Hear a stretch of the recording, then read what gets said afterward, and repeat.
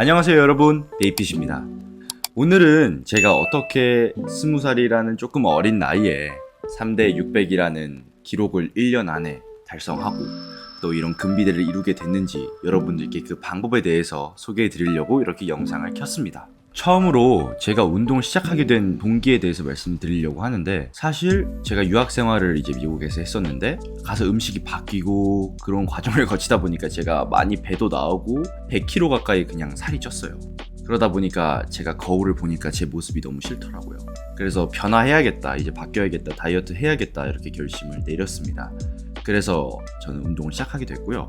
그리고 미국에 이제 브래틀리 마틴, 알렉스 유뱅크 이런 사람들을 보다 보니까 그런 사람들의 몸이 너무 멋있고 그 사람들이 가지고 있는 그런 자신감, 몸에 대한 자부심, 그다음에 몸으로 만들어내는 여러 가지 유튜브 컨텐츠, 인스타그램 컨텐츠 그런 것들을 보다 보니까 나도 저렇게 살아보고 싶다 이런 생각이 들어서 사실 운동을 시작하게 되었습니다. 그 당시에는 사실 제가 근손실이나 이런 걸 생각할 몸의 레벨이 아니었기 때문에 단순히 지방이 굉장히 높은 그런 몸을 가지고 있었기 때문에 확실한 목표점을 가지고 제가 운동을 시작을 했고요. 훨씬 더 건강한 몸을 가지게 되었습니다.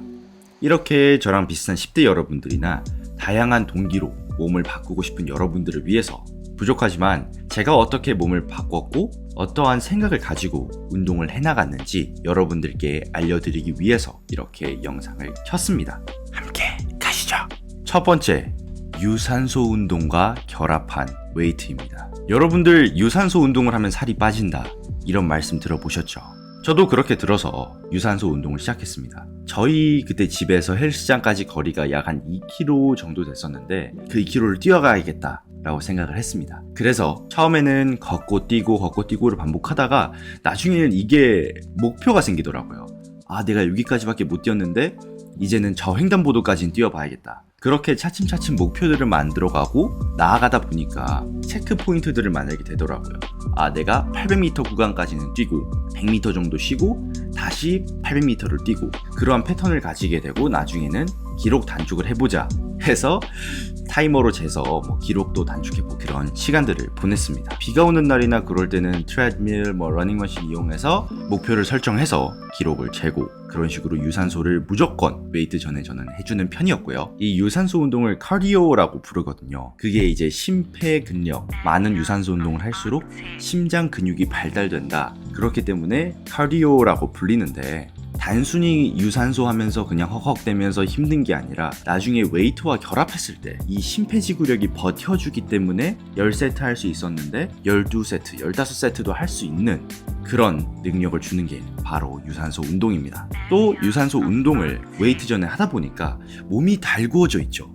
몸이 땀이 흐르고 몸이 달구어져 있는 상태로 웨이트를 들어가다 보니까 훨씬 더 부상 위험도 적고 나이스 하더라고요. 그리고 사실 저는 빠른 결과를 원했기 때문에 집에 올 때도 뛰어서 오고 집에 올 때는 그래도 좀 힘드니까 완화된 목표점을 가지고 집까지 왔습니다. 처음 일주일 정도는 발바닥이랑 다리랑 너무 아파서 사실 너무 힘들다 이런 생각을 했었는데 또 뚜렷한 목표점이 있다 보니까 극복이 되더라고요. 그리고 운동이 끝난 뒤에도 유산소 운동을 해서 아예 저를 털어버렸죠.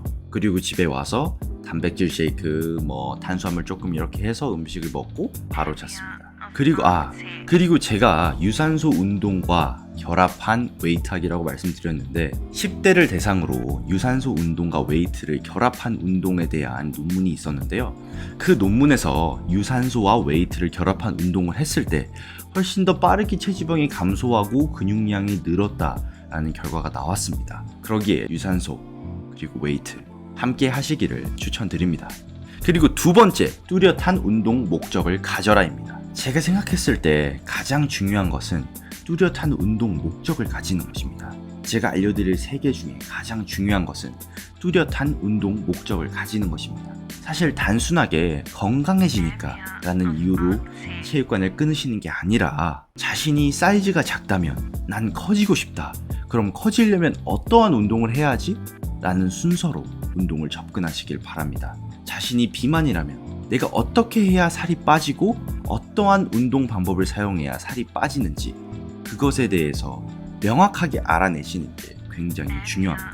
목표가 뚜렷할수록 더 빠르게 결과가 나온다는 생각을 가지셨으면 좋겠습니다. 물론 운동을 하는 그 자체도 몸이 나아진다고 저는 생각하지만 자신의 주관대로 이렇게 하면 되겠지 라는 생각으로 편하게 운동을 하시는 것보다 본인이 원하는 목표를 위해서 목적에 맞는 시간을 투자하시기를 바랍니다. 그리고 마지막 세 번째는 매일매일의 시간 투자입니다. 잘 모르더라도 몸을 대하는 시간을 투자하시는 게 좋은데요. 주 7회 하드 트레이닝을 하고 그냥 매일매일 운동을 미친 듯이 하라는 뜻이 아닙니다.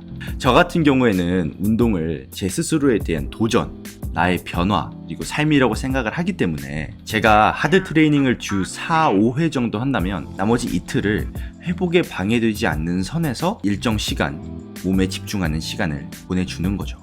몸을 사랑하는 마음을 가지고 단순히 기능적으로 근성장을 위한 루틴대로 운동 가는 날, 운동 가지 않는 날을 나누는 것이 아니라 매일 나의 몸에 관심을 가지는 시간 안에 근성장을 위한 루틴이 들어가 있다 라는 개념으로 생각해 주시길 바랍니다. 나의 몸을 가꾸어 나가는 마음이 굉장히 중요합니다. 마지막으로 그래서 어떻게 운동을 하란 말이야 이렇게 생각하시는 분들을 위해서 제가 밑에 제가 초심자 때 사용하던 운동 루틴을 달아놨습니다.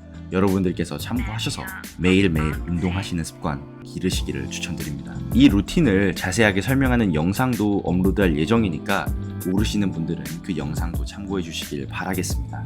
이상으로 영상을 마치는데요. 아직 구독을 누르지 않으셨다면 구독 버튼, 영상이 마음에 드셨으면 좋아요, 그리고 뭐 질문이 있으시거나 저한테 남기고 싶은 말씀 있으시면 댓글로 남겨주시길 바라겠습니다. 그럼 다음 영상에서 만나요. 안녕.